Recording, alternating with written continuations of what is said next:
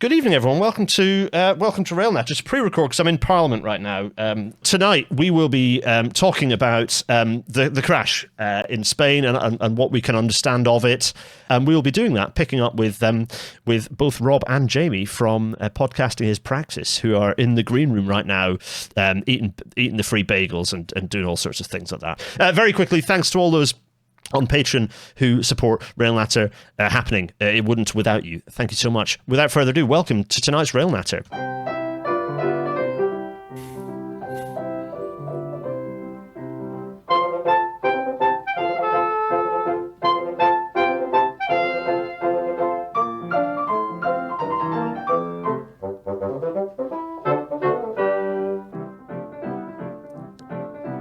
And as the Intercity 225 fades away. Look at these production values, Jamie. You've not been on one of these before. Look at this. It's a beautiful thing. That's so fancy. That's so fancy. Yeah. First of all, that's less fancy. Yeah, the broken rail is less fancy. We'll get to that in a minute. No, you can hear the phantom voices of most of the Praxis Cast crew. Before we get into the meat, I just wanted to say thanks for joining. Rob, I'm submitting you to another newsy episode, which to your chagrin. And Jamie, I'm just inflicting a rail natter on you outright, I'm afraid. But thanks so much for coming in and joining me on this one. I think there are a few things that are within your admittedly enormous wheelhouse. Anyone who doesn't listen to Podcasting Is Praxis, I would recommend you do so. They cover what's the most depressing one is Arnold's Field recently. That one really Arnold's Field, it's probably. I mean, that leans. I should say, stress again. That leans very strongly on some local reporting that we cite extensively. So, but the Arnold's Field, the poison dumping site that nobody seems to want to fix. It taps into so much about Britain. Frankly, just like so much rancid stuff, both literally and metaphorically, that it taps into. It's an absolute cornerstone episode, really. But also they're very funny. So if you want to just pick a recent one, you'll find yourself laughing most of the way through. I'd strongly recommend everyone. So that's the upfront plug.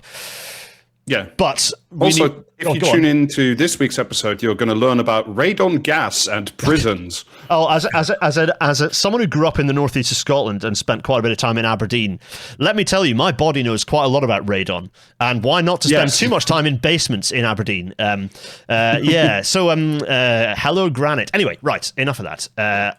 We are here to talk about a few things, but first of all, the horrendous crash between two high-speed trains on a high-speed line in Adamuz. I'm not going to do the WTYP thing where I go through the whole rigorous story. I kind of just want to pinch in on a few things. Firstly, I want to talk about this picture, because this picture, until I'd seen this picture, we knew nothing. Once we saw this picture, from my eyes, we knew everything after the point at which the train crashes, or at least a much clearer picture. And I kind of want to explain why that is, because in a rail crash, there is a trigger point that causes the crash. There is everything that happens after the trigger, and there is the things that lead up to the trigger. And a rail crash investigation looks at all of that, and actually the easier thing to do is to look at the trigger itself and everything that happens after the trigger, and that's kind of what I've done. And I've had a lot of people in my mentions going, oh, you don't know anything, why can you comment on this? It's like, well, because this bit is basically quite straightforward.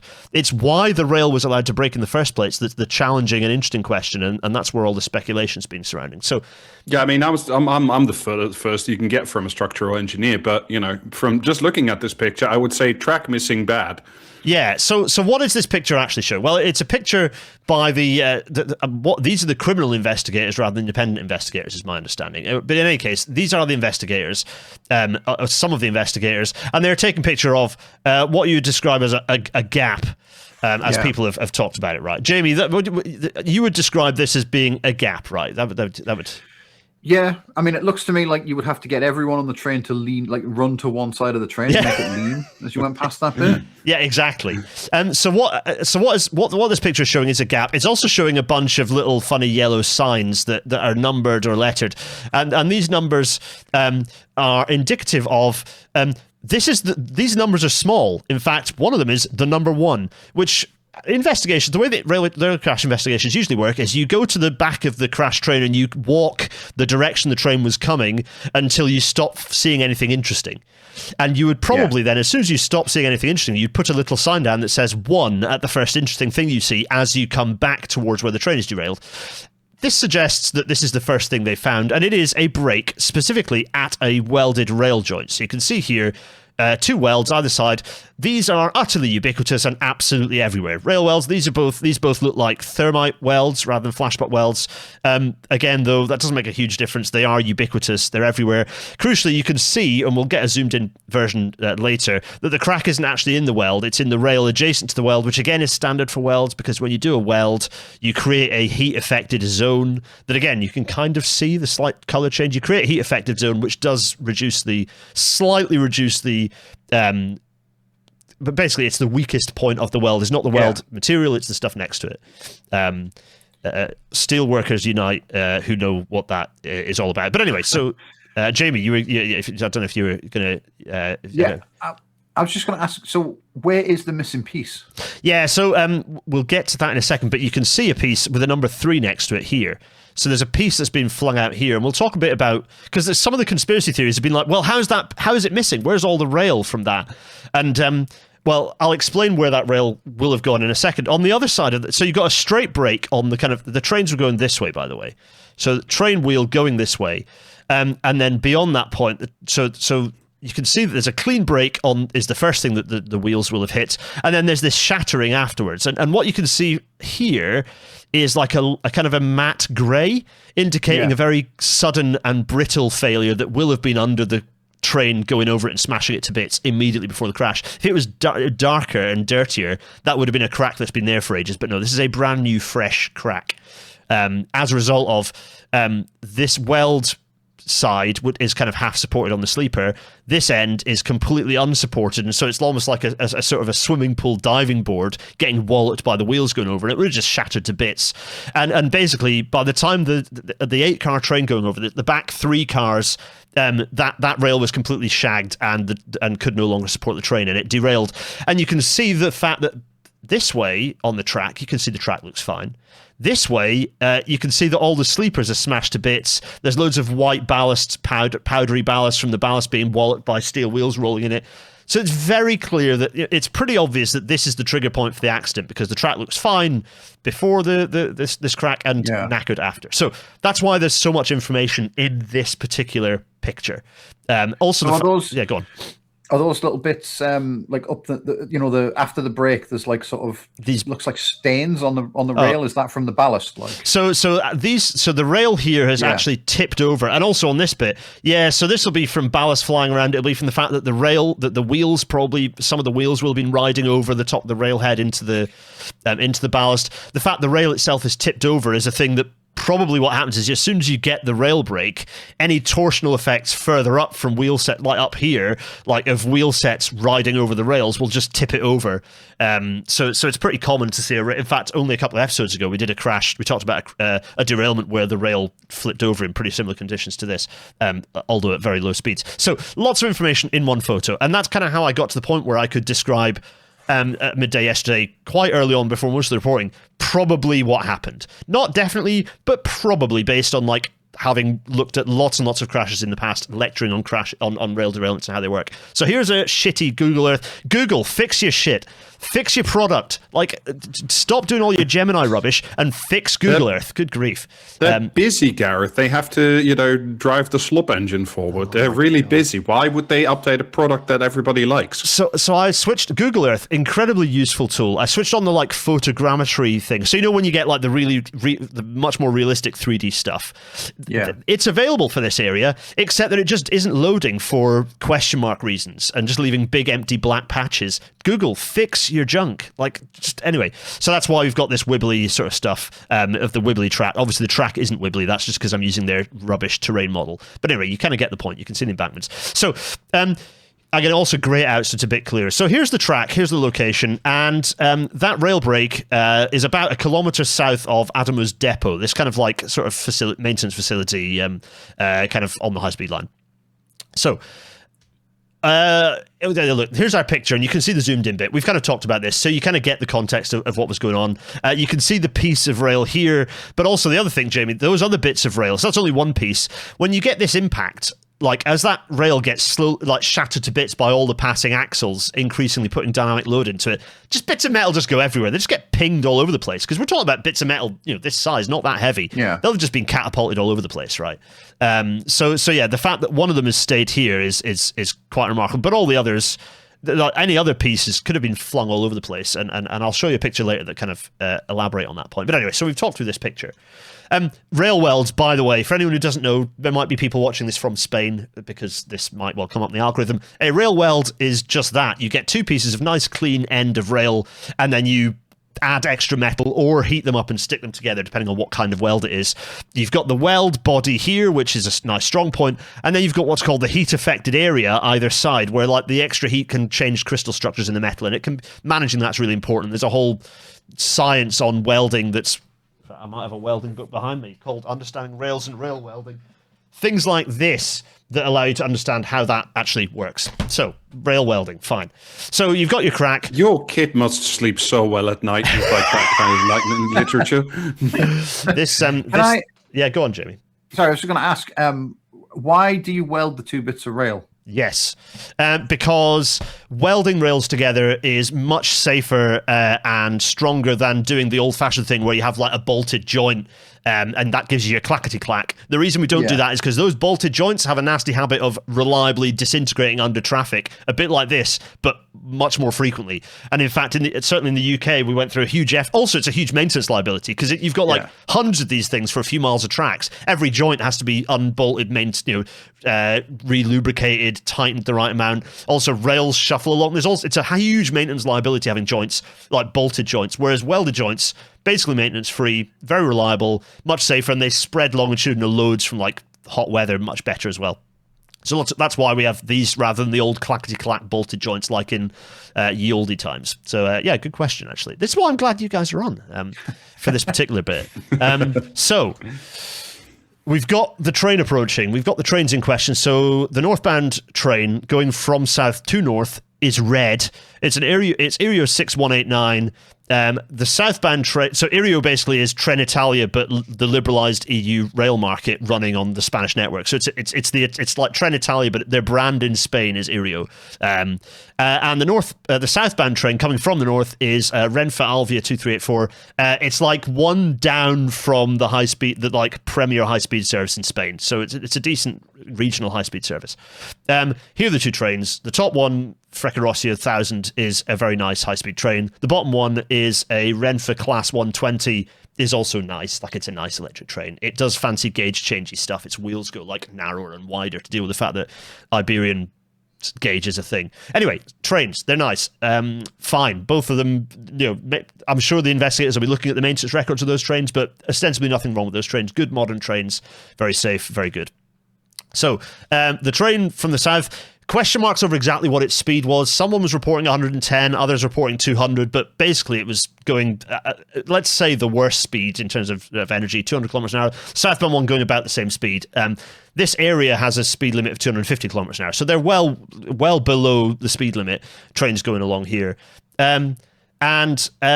The train, the red train going north at speed, hits that broken rail, and as it goes over, more of those wheels go over that break. It goes from being probably what was quite a nice clean crack or fracture into smashed up disintegration. And by the time the rear three cars of that train go over, they're derailed because the damaged track is not able to sustain that train. Well, they derail kind of rightwards into what railway people call the cess.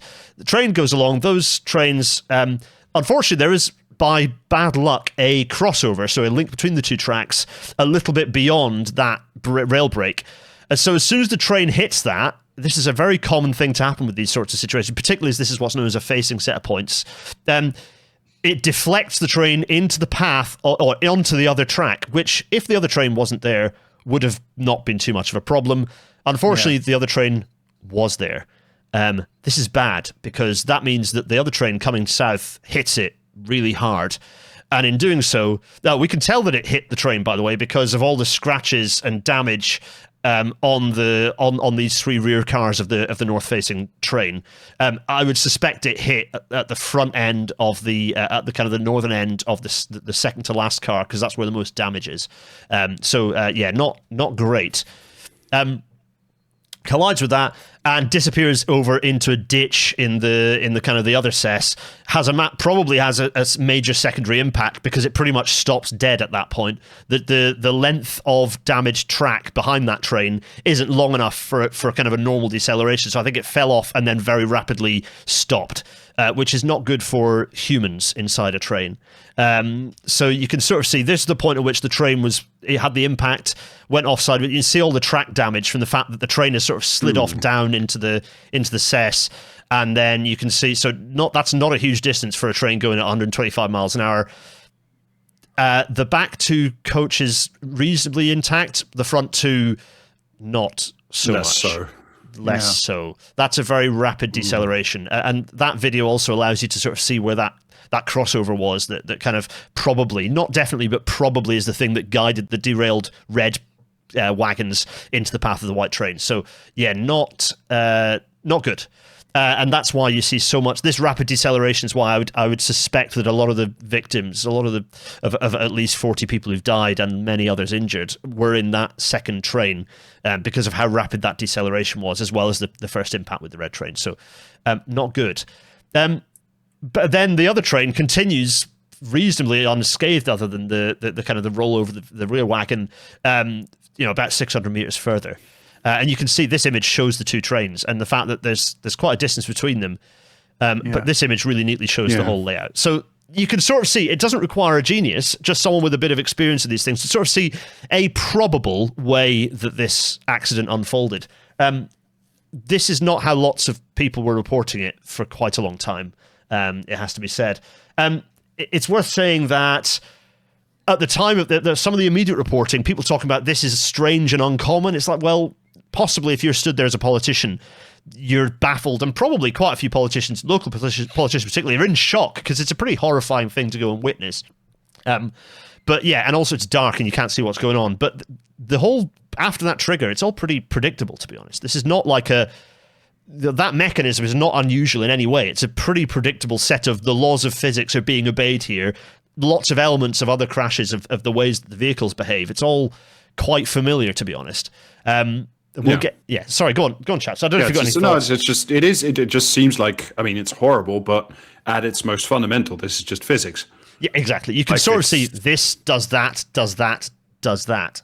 It's worth saying, so the red train usefully arrived at the depot, and so passengers were probably able to be evacuated pretty easily from that train.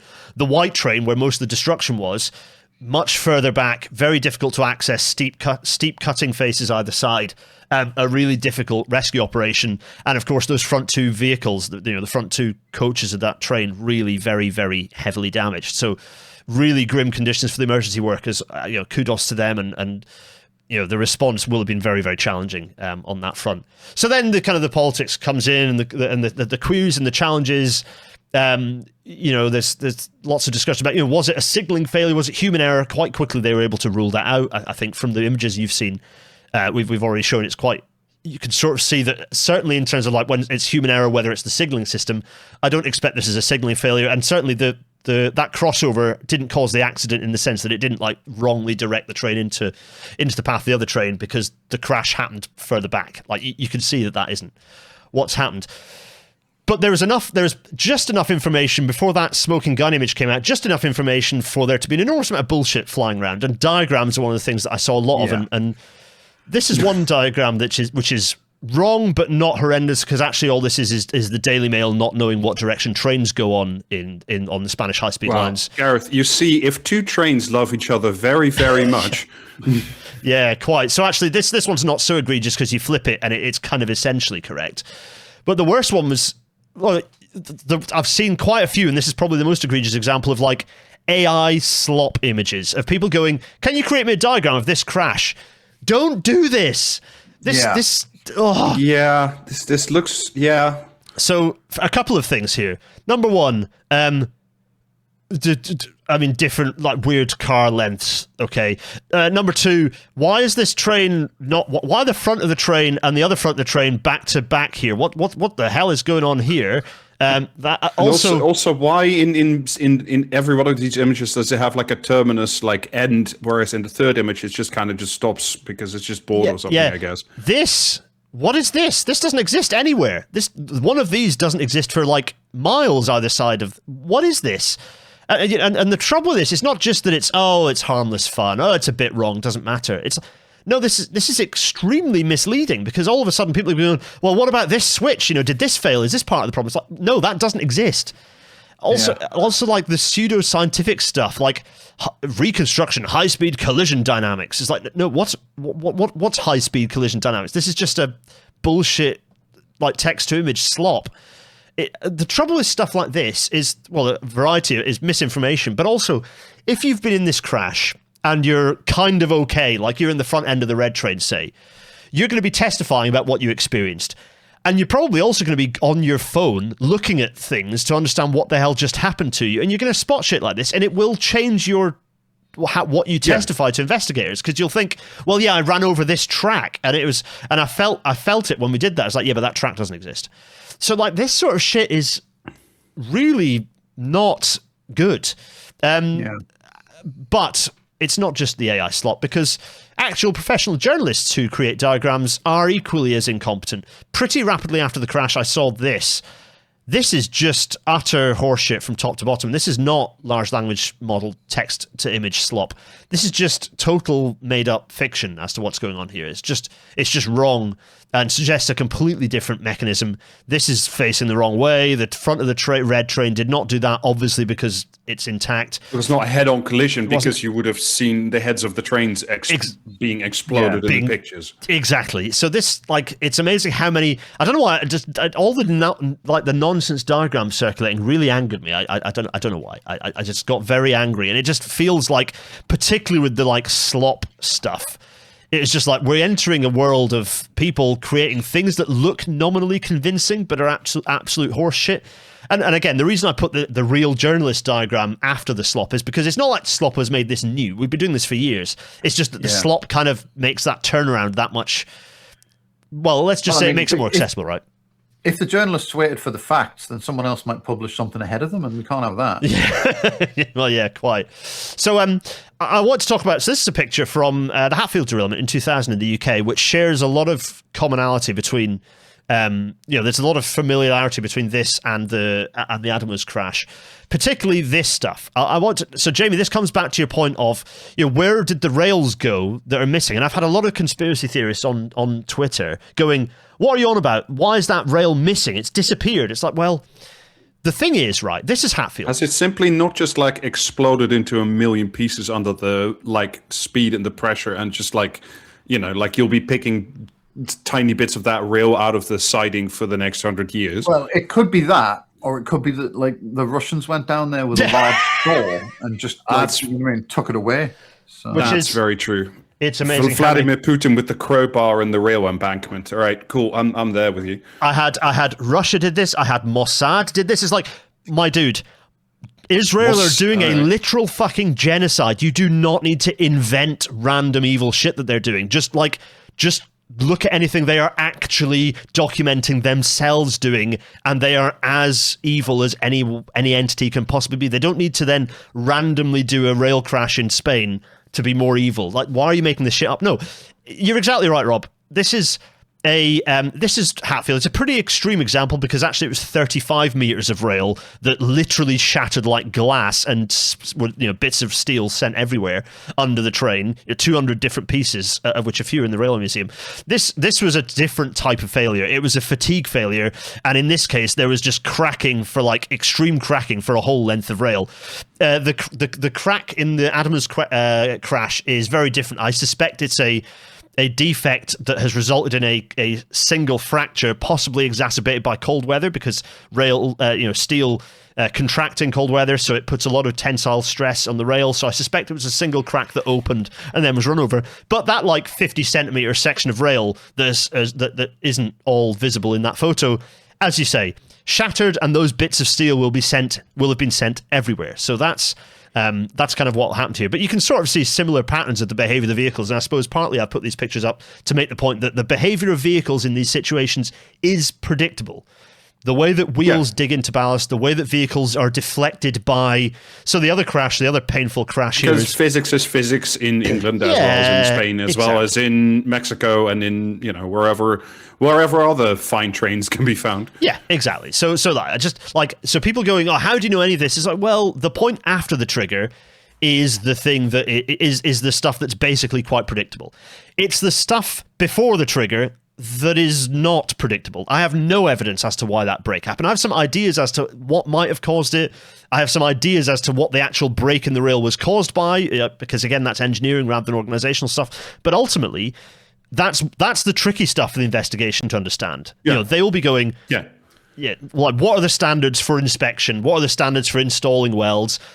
Were those standards being followed? Were the organizations doing the inspection, telling the organizations doing the maintenance? These are the questions, and so on and so on. Budgets, renewals, what happened at the renewal a year ago, all these sorts of things are the investigation, are much more interesting, frankly, than how the derailment itself occurred. Don't get me wrong, crashworthiness, for example, the Frekia 1000 train, this thing, an impressively high amount of energy, and the performance of this vehicle was extremely good. You look how intact those coaches still are, given the impact. It's there's a lot of damage everywhere, but it's not like they haven't accordioned onto themselves, or there's not a massive chunk ripped out of the side or something. This train was hit by another train going in the opposite direction, a closing speed of potentially 400 kilometers an hour. Marginally less, and all the couplings held intact, which is so important for the safety of a train. It's really impressive. So crashworthiness is absolutely something the investigation will look at. I'll understand, well, what was good, what was less good, what could have been changed. But that's the most interesting and important questions the investigation will be looking at is everything that led up to the derailment, not necessarily the actual events of the derailment itself. So that's kind of a thing I wanted to kind of point out and mark out, but also highlight another painful thing, which is, had that other train, I just want to emphasize, if we wouldn't be having this conversation, no one would be talking about this, if that other white train had just not been at exactly the wrong place, exactly the wrong time. It is painful for all those victims of how much chance has played a role in this incident. It is, seconds fast, seconds earlier, seconds later, and you would not have seen this derailment go this way. That rear coach there would probably still be upright, and it's certainly the case that white train would just wouldn't have been involved in the crash at all. It's really, really. I mean, you're talking about an incident window of a couple of seconds, essentially, exactly. Or I don't know, maybe 10 seconds or something for these trains to sort of not crash into each other, but slide past each other in such ways to derail them. Yeah, it's painful. And so those are the interesting things the investigation will uncover. And I await that investigation. I hope it will, Hatfield, it was 6.5 years before we had the full picture. I really hope that it doesn't take that long for this crash.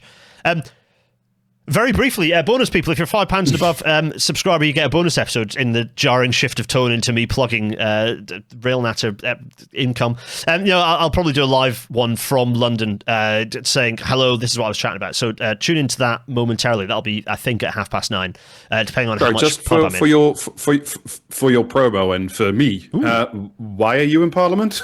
I'm actually at an event. It's an event about aviation, trying to there are some MPs within the Labour Party who do not agree with the government's... actually, this is exactly what we talked about last time, Rob, wasn't it? About Rachel Reeves going, we're going to fix the economy by building airports. Regional airports. Oh, fuck my life. So, Britain's gone full cargo cult, and not all Labour MPs have bought into that. So it's trying to equip those Labour MPs with more information and evidence to try and undermine that government position, along with other MPs who are interested, and the 4 Green MPs I hope will be there. And it's a bit of a kind of an event by Possible and by I think the New Economics Foundation, who are doing it's a joint event on a joint report they did, of which I'm a guest because I'm working on another report with Possible at the moment into alternatives to aviation to help that dear economy that we have. So quite a reasonable question, Rob, and that's why I'm there. I do quite a few parliamentary things. Some of them I talk about, some of them I don't. And sometimes I'm just there with a shiv metaphorically, Metropolitan Police, trying to encourage MPs to think differently on certain subjects. But I'm not a lobbyist who has any money. I'm just a lobbyist who has a large pointy chin. So I generally less effective than Thames Water or First Group or whatever it happens to be. Lobbyist brackets annoying. Yeah, correct, exactly. Like, all I have is the power of deep annoyance. Exactly, Jamie. Yeah, so that is the bonus. Which case we must come to the news, and we start with Zach's frozen face, because Zach has done some transport policy chat, and I want to talk about it. Zach Polanski, what do you have to say? Whenever there's a Green government, or even just having more Green MPs, we'll always make the case for investing in public transport. Just this week, I've announced that we would bring in a universal free bus pass for under 22s, no matter where they were in the country. How would we pay for this? Well, if you want accountancy, let's ask some accountants. KPMG have shown that for every £1 spent on bus services, the community get £4.55 to £5 back. That's whether you're looking at buses, railways, whatever the public transport might be. We need to stop thinking about this as spending and consider it as investment. Our country badly needs better public transport so people can get to jobs, skills training, community events, or just to see mates of the people that they love. This seems very obvious, and it's only not obvious when you're giving huge subsidies to aviation on jet fuel, where we're spending billions of pounds on fossil fuel companies when we should be prioritising people rather than profit. Sure. I don't know what the sound did there, but anyway, thanks, Zach. Yeah. It's nice to have. It'll never catch on. It'll never catch on. Yeah, it's very nice to have. Firstly, it's good for the Green Party to be asserting some transport policy. Watch this space. I'm working on it, folks. It's. I think he's absolutely right. Buses are extremely important. Just doing a young people bus pass is great. I think the last time you were on Praxis Cast, we actually talked about buses for a whole episode instead of trains. Yeah, it was Bus Zone. You got me in. It was the Bus Zone. Yeah. But we like buses. Bus is good. Bus good. And it's good that this policy is being talked about. And rightly, it's a good challenge. It comes with. But we have. How would we spend billions on rail here or here? Because that costs the economy. It's like, no, it doesn't. Not doing it costs the economy billions a year. Not investing in public transport. That's why we are so much further behind the rest of Europe when it comes to economic productivity, if you care about such things. It's because we have shit public transport. We have awful transport systems, particularly with rail as its backbone. So it's nice to have this spoken about. I look forward to more transport-themed assertions of policy from the Green Party. Again, as I say, I'm working on it, folks. Look, I really like this policy. I think it's good policy. I think, whatever, make all the buses free forever for everybody. That's a step further. But sure, this is a really good start, up to 22s.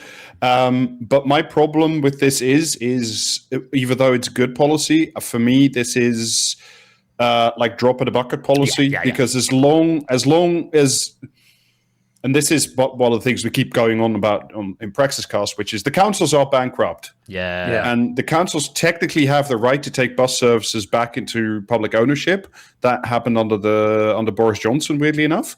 But as long as councils don't have the money to take the buses into first ownership, you're going to be reliant on First Express, on all the commercial bus companies. And the commercial bus companies keep cutting lines and keep cutting, frequency on bus routes because there's no money in sending a bus to a small village and then back to Manchester or Liverpool or a medium-sized town or whatever. So, I like this policy, but for the love of God, unless you fund the councils so they can have regional bus service ideally, because every town having its own bus service kind of sucks too. This is you can't use a free bus pass to get on a bus that doesn't exist, right? That's fundamentally exactly. Right. You will create overcrowding on the one bus that goes from Ottery St Catchpole to somewhere in Kent. That is a real place name for all of our international listeners. I was hoping for Doddery St Shithole, but no, you actually gave a real place name. Jamie and I, as Northerners, we have our own brand of weird place names, but they're never as annoyingly quaint as place names from the South. Our ones are just bizarre. We've got Pity Me around here. That's a real place. Yeah. So anyway, I think that's just a Patreon link. Yeah. So anyway, I just wanted to put up. It's good that that's come from the Greens, but more of this desired. And I want to say before you move off that as well. For anyone who if anyone gets into an argument with someone about it's not the government's job to pay for people to travel and everything else, I would argue that it absolutely is. Like if the government expects me to travel up to like 2 hours away to get a job, or, you know, they're going to privatize the Royal Mail and then close down our local post office and like price out all of the local shops with supermarkets in the big towns and everything, then it's on them to provide like a way for people to get to those things. Yep. You can't move everything into like one central location and then tell everyone that doesn't live in that central location to go fuck themselves. It's interesting because like the northeast of England, like across the board, is one of the areas that had an extremely dense suburban railway network that was obliterated, and then it had an extremely, particularly like Tyne and Wear, had a very good integrated transport system that was then obliterated by bus deregulation. So it's like. Of areas that really suffer with poor, you know, post-industrial areas that have turned into like, you know, spreadsheet and service industry suburbs, like public transport is really important to not result in pockets of extremely isolated, dare I horribly say it, red wall bullshit type places. Yeah. Where the soul has been ripped out, and the only lifeline to returning sort of, you know, energy to these sorts of places. Anything, yeah. Is public transport is provided, and buses in particular. You know, rail is one thing, but public transport is absolutely critical and key. I mean, from when we did the buses episode, it's also like because the people who use buses the most, right, are pensioners and young people and people with disabilities, and like. Out of those three groups, this current government and all previous governments have only cared about the pensioners, but like it's. The problem is the problem is the prime voting demographic, the people that everybody chases, which is bald racists in, you know, the quote unquote doesn't exist red wall. They all have like 3 cars, like they all have like leased cars on weird financial constructions, and like this is actually like this is really critical policy for so many things, and I haven't looked at those KPMG numbers, but like I'm sure Zach is right, because essentially what he's saying is if you take a bus to somewhere, the chances are pretty high you're going to stop off in that other town and have a cup of coffee with your friend or a pint, and that's the £1 to £4. It's you know what's do you know what's really nice as well in what Zach said there? And there's another clip I meant to quote from Zach a while back, but I forgot to, which is he talks about the fact that transport is the way that we just go and meet our friends and enjoy life. Like I have to remind, when I talk about public transport, the reason I want better railways is not so people can get to their jobs, although it's a useful side effect. It's because having better transport means that you give more time back to people to go and piss around looking at culture or hanging out with friends. That's what life is all about. So better public transport, yes, getting to the job is great and everything, but the whole point is that you reduce the commute, you give people more opportunities and choices so they can spend less time doing that stuff and more time getting pissed, more time like enjoying culture, exploring what it means to be alive. That's what life is all about. It's really nice that Zach just said, like going and seeing mates, like that's what transport is all about, that stuff. And it's also about like sort of making the whole thing human again. I was we a long while ago, but we did the episode on the Pride in Place strategy, and there they talk about parks, why we should have more parks. I'm like, well, because parks are awesome and good, and green spaces and climate and, you know, being outside and all that jazz. And they just sort of go, parks are important because we found this study that says it delivers a 0.35% increase in local innovation. You just go, oh my God, can you just not be a human for once? No, they cannot. The briefcase wankers cannot just be normal for once. I mean, society isn't real, and having friends is communism. It's true. Oh my God, yeah. Talking of society and humans not being real, let's talk about driverless trains. Right, but on the off bat, not necessarily having a driver in the train at the front of the train is not necessarily instantly evil and bad. However, firstly, my challenge to this is always, what benefit have you got from taking the driver out of the train? Like, what are you actually saving? It's like, well, we're saving the cost of a driver. It's like, are you though? Because if what you mean is you're taking all the staff off that train, this, by the way, is a little, some nice LinkedIn. I never did the LinkedIn ones, but it was a classic LinkedIn bullshitty post saying, look, new S trains have been selected in Denmark. Great. For new Copenhagen trains. They look very nice, look lovely, and they're not going to have a driver. You know what? Fine. It's fun to be at the front of a train, blah, blah, blah. But rightly, a friend of the show, in fact, put this comment, which is a really important comment that I think gets lost in all of the bullshitty, particularly tech industry-driven nonsense about driverless trains. I visited Copenhagen 2 years ago, and sadly, traveling on the public transport there was the most unsafe, this is from a woman, by the way, the most unsafe I'd ever felt on any transport system in the 28 countries I visited, regardless of how safe the country is as a whole. I did not see one single member of staff in the week I was there, traveling mainly on the metro and some S trains. There was no one to provide reassurance to an anxious solo traveller in a new country, no one to query tickets with no one there in case of emergency. Seeing this is on the horizon makes it even less likely that I'll ever return. In my opinion, staffless transport is not a future I want to be a part of. Abso-bloody-lutely. If your driverless train means that you don't have staff on the train, that is not something that I would ever advocate for, because you should have staff on trains as much as you possibly can, because it's a good thing. It's just like being in a supermarket when you can't find any fucking staff. I just want to ask them where the Cheerios are or whatever. No, not Cheerios. They're made by Nestle. Whatever the, I don't know, books on understanding rails and rail welding by the Permanent Institution are. I want to find a person, and it's the same, particularly for a vulnerable person on public transport, whether that's a young woman or whether it's someone who's disabled. You want a staff member to find so that you can work out what the deal is. It's also kind of operating on the basis that all trains will just be fine forever and will arrive on time. But the second the train's delayed or gets shunted off to a siding because something else needs to pass and everything, and it's like, if there's no human on the train to announce, look, we're going to be arriving in, I don't know, Derby 20 minutes late, your connection will be waiting, your connection won't be waiting, like if you need to, it's a different platform. If you have a wheelchair, we'll come get you. Like, if none of it is there, then you just kind of let everybody, be an island onto themselves. And for most people who are, mobile on 2 feet and have no impairments, it's fine. But like for a lot of people, it will not be. Yeah, and in this case, again, I want to reiterate, Crossrail is a good example. Right? The Elizabeth line has elements of driverless technology. For example, the driver gets up and walks back down the train to the other end of the cab before it's reached the end of the line, before it turns around. Automation is useful for that sort of thing because that reduces the time it takes to get the train going the other direction by quite a substantial amount. Clever use of the tech. But TfL did the work themselves, establishing that a fully driverless system would cost a huge amount more for barely marginal gains in capacity, because all the restrictions, they've done this for the other tube lines as well, all the limitations are like station size, platform size. When you've got a completely brand new system, driverless trains might make more sense. But again, the challenge of making it driverless is that it gives the excuse or the potential to then have no one on that train ever.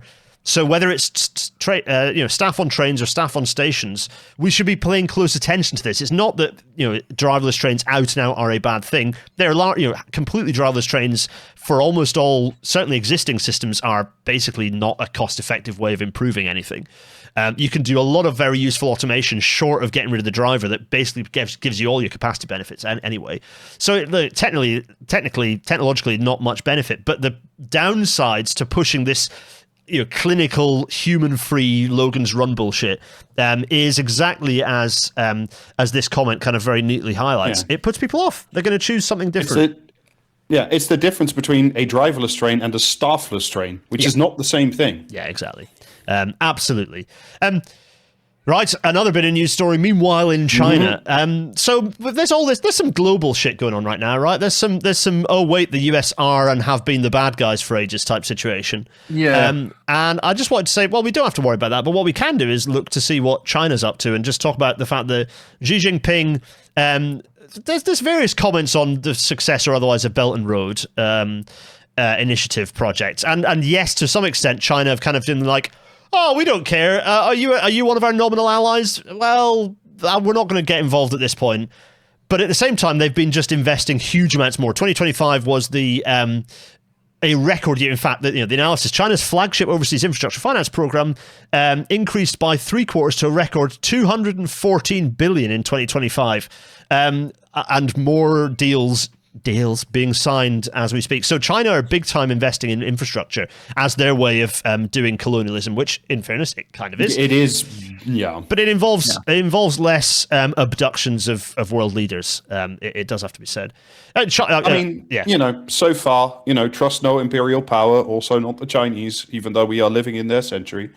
Yes, it is their century. Hey, look, China is absolutely not a guilt-free party on an enormous number of levels. But it is interesting looking at what their form of global diplomacy currently is versus what the US Axis global diplomacy situation seems to be. Anyway, that's not the only part, because one of the big grand things that a huge deal is always made about in the West is our prowess when it comes to industrial capacity and the automotive industry. Yeah. An automotive industry which China is currently accelerating the ass whooping of.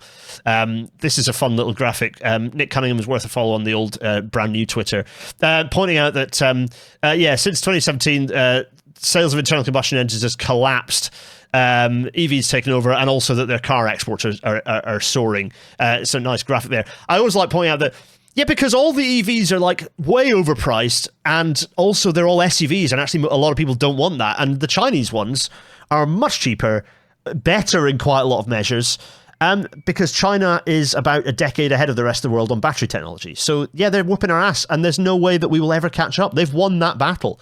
Bye-bye European and US automotive industry. Your death didn't come soon enough. Boo-hoo. Yeah, so this is a fun one, and I don't see this reversing. There's no mechanism by which this can be changed now. China are way too far ahead. I mean, you could do just like old school protectionism, which I think is what the US has been trying with the CHIPS Act and with various other like sort of blockages.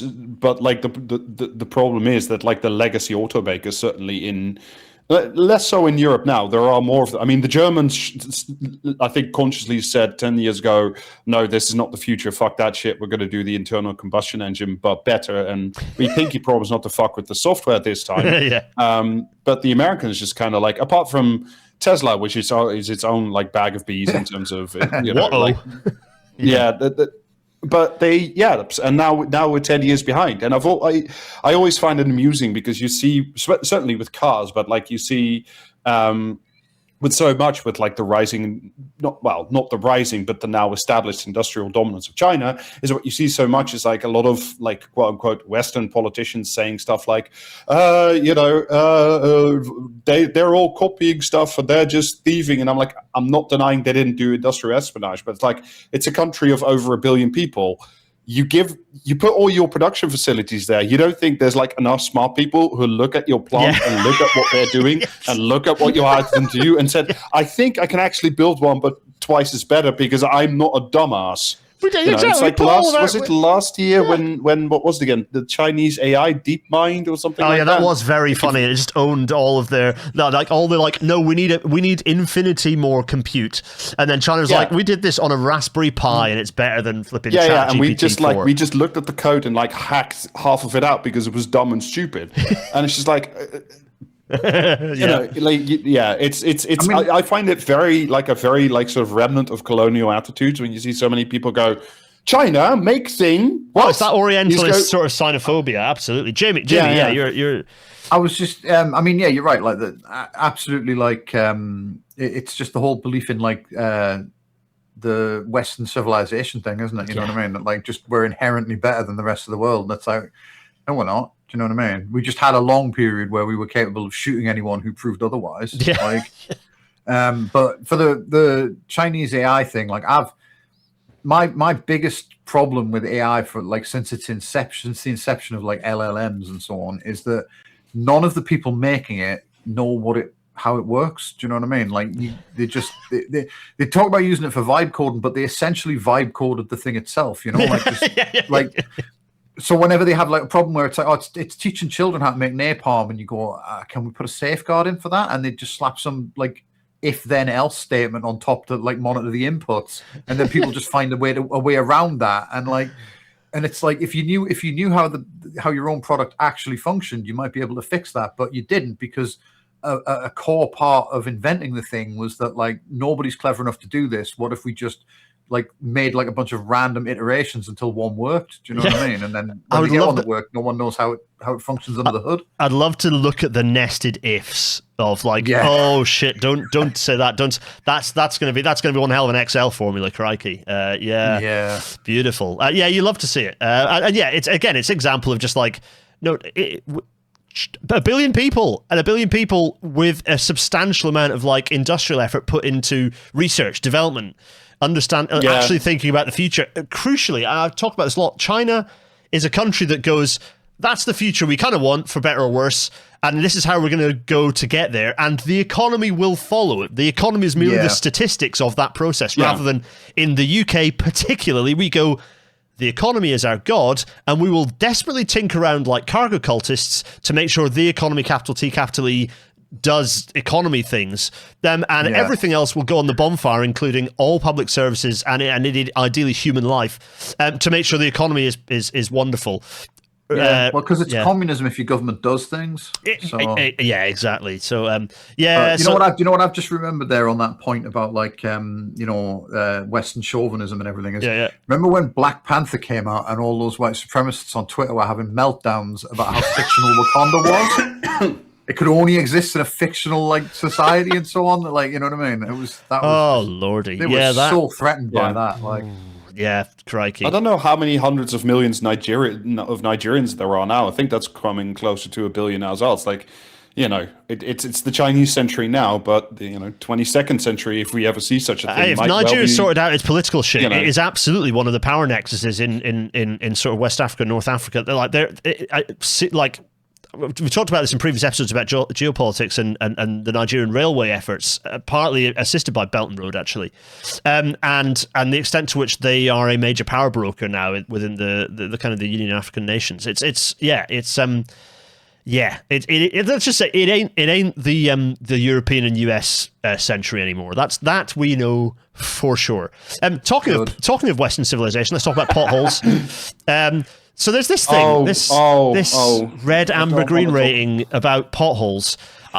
There's a few things we could talk about this, but I just wanted to go. Firstly, the Department for Transport talk about potholes. Like, okay, national government shouldn't care about potholes.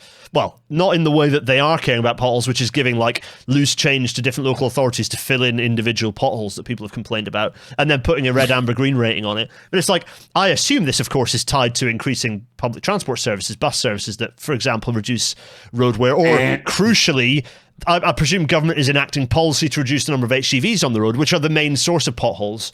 Nope. Okay.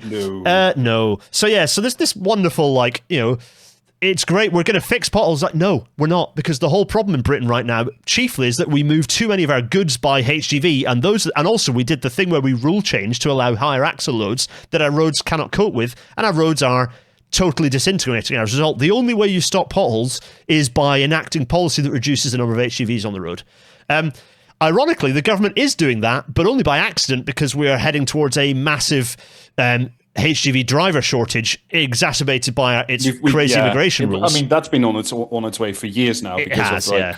So, I mean, certainly since Brexit, because we used to and still rely so heavily, or the UK does, on foreign drivers. Yep. And that's becoming increasingly harder also for them to stay in the country longer, because now sometimes they have to get a visa from other countries, and if you come from Eastern Europe, that's not always guaranteed like it was anymore. And the problem with this pothole thing, I find potholes really interesting. Potholes are like bins, right? They are. But unironically, they are very important, because they are one of the things that if you are if you're a normal human being, if you don't have a podcast,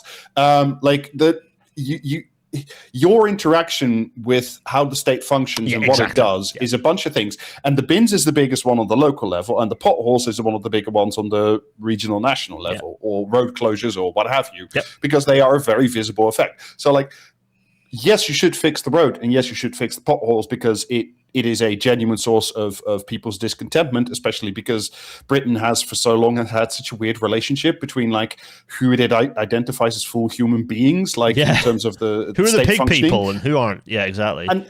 And Top Gear people, people for whom the car is a core part of their identity.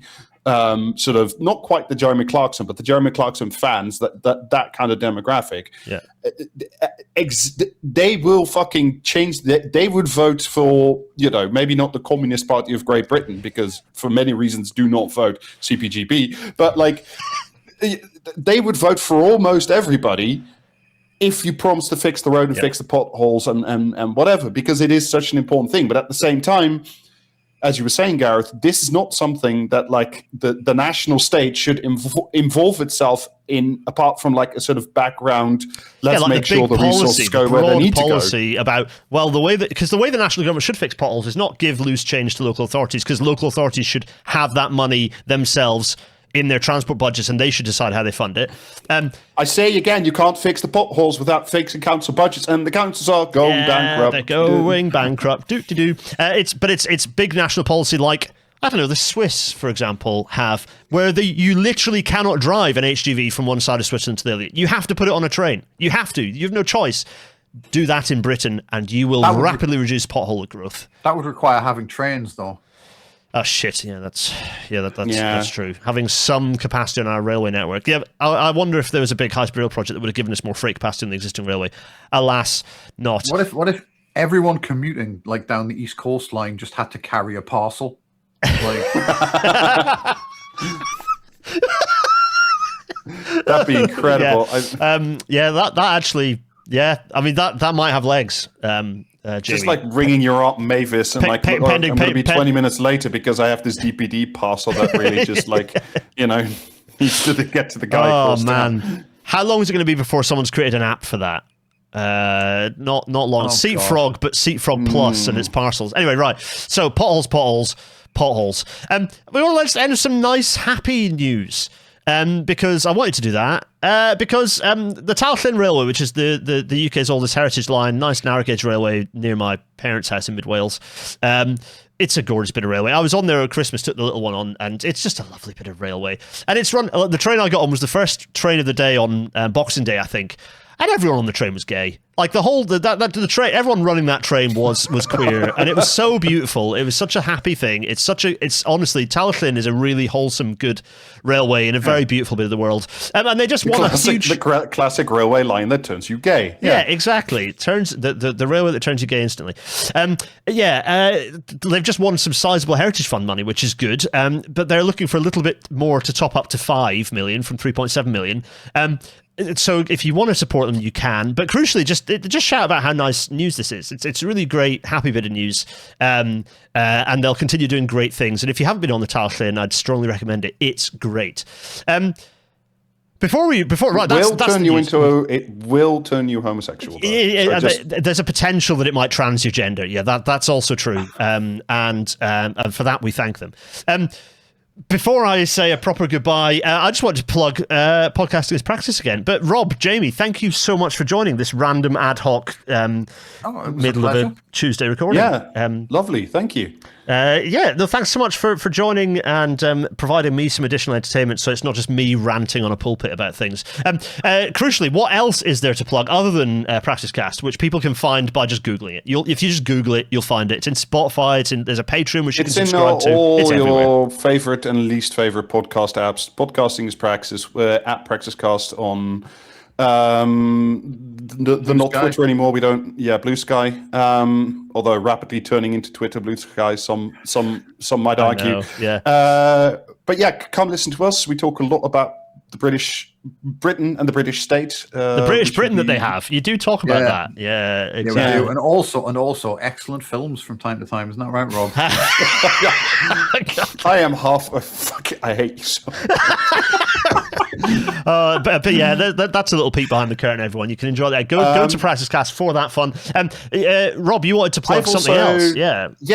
So, I haven't been on as much as you, Gareth, obviously, but I've done a couple of guest spots on Where There's a Problem over the last 2 years, I want to say. And I did one right before the Christmas break about needle towers, about Park 432 and other horrendous needle towers where the worst people in the world live, and about how they are fingers crossed, unstable pieces of shit. So if you're more of an engineering mind, you can listen to that one. I also did one about farming with you guys. We did that. It was good. Yeah. It was and fun. Depressing. That's a Patreon one. And then I think about 2 years ago, I did one about Everest. Yes, they're great episodes. They're very good fun. And Jamie, I believe you also had something extra you wanted to plug. Did I? Go back in time and listen to Peace at Home when we still did that. And of course, your OnlyFans, which I think you... Oh, yeah. I'd forgotten I made that joke.